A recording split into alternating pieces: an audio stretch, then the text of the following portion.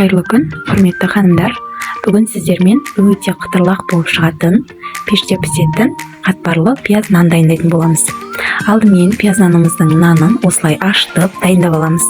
Күлшесін өте кішірек қылып аласыздар. Менде видеода үлкен көрініп тұр, видео болғаннан кейін негізі кішкентай қылып аласыздар.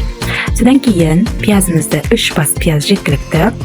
Пиязымызды видеодағыдай әдемілеп ұсақтап турап аласыздар.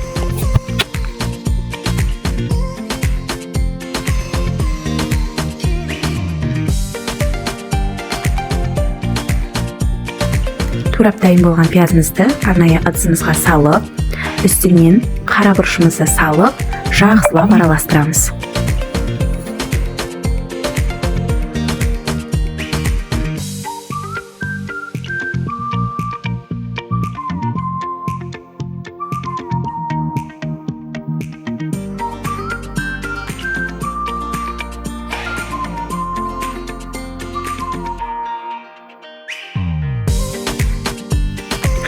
Жақсылап араластырып болғаннан кейін алдын ала ашытып күлшелеп дайындап алған күлшемізді жайып бастаймыз.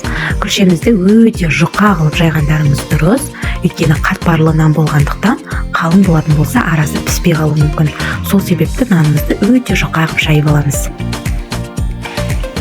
Нанымызды жұқа қылып жайып алғаннан кейін сары майды ерітіп, арасына толықтай жағып шығамыз.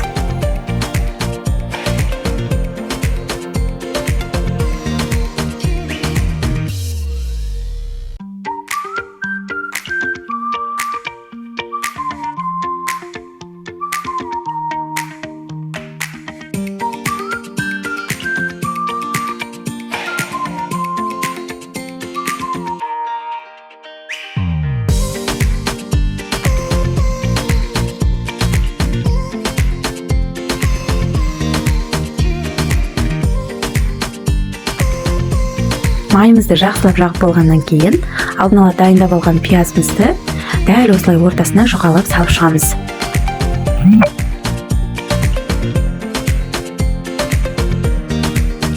Салмамызды салып болғаннан кейін нанымызды осылай рулет секілді орап шығамыз.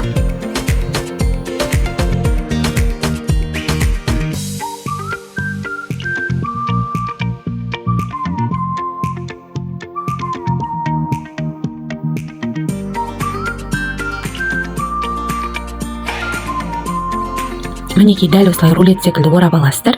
Содан кейін қолымыздың көмегімен біраз үстінен басып, кішкене жалпақтаймыз. Одан кейін үстіне әдемілеп жұмыртқамызды жағамыз. Жұмыртқамызды жағып болғаннан кейін бетіне қалауларыңызша күнжіт себулеріңізге болады. Дайын болған күлшемізді 180-190 градуста 35-40 минут бойы пісіресіздер. 35-40 минуттан кейін сіздерде дәл осындай сап-сары әдемі нандарыңыз, пияз нандарыңыз дайын болады. Бұл пияз нан балалық шақты еске түсірері сөзсіз, сондықтан сіздер де міндетті түрде жасап көріңіздер.